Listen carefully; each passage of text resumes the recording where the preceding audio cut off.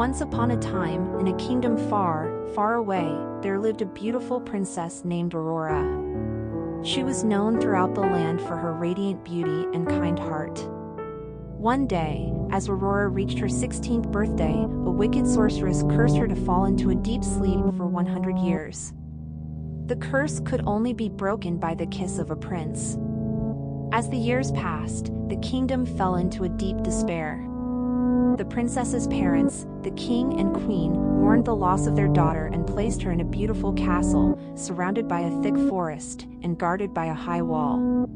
They hoped that one day, a brave prince would come and break the curse and awaken their beloved daughter.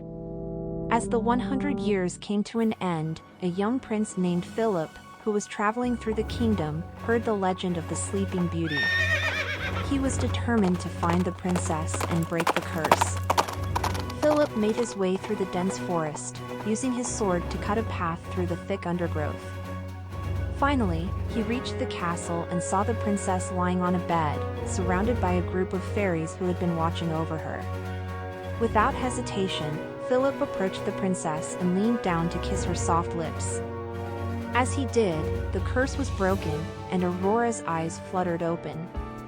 The fairies, who had been waiting for this moment for 100 years, rejoiced and threw a grand celebration in honor of the prince and the Sleeping Beauty.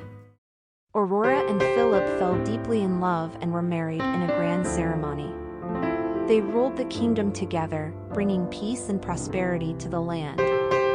As the years passed, Aurora and Philip ruled the kingdom with kindness and fairness. They worked tirelessly to ensure that all of their subjects were happy and well cared for.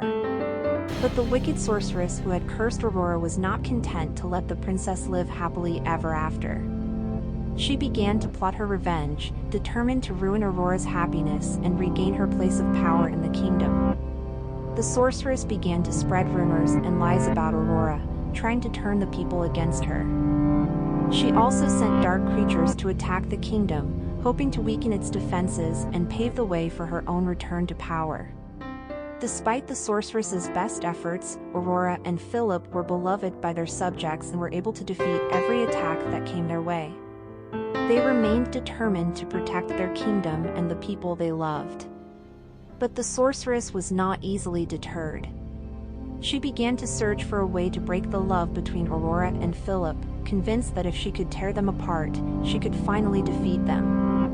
One day, she stumbled upon an ancient potion that was said to have the power to make someone fall out of love.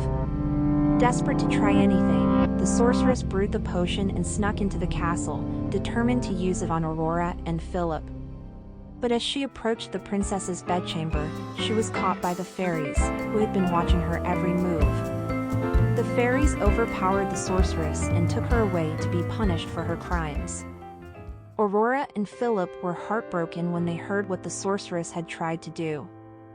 But they remained strong, convinced that their love was too powerful to be broken by any potion or curse.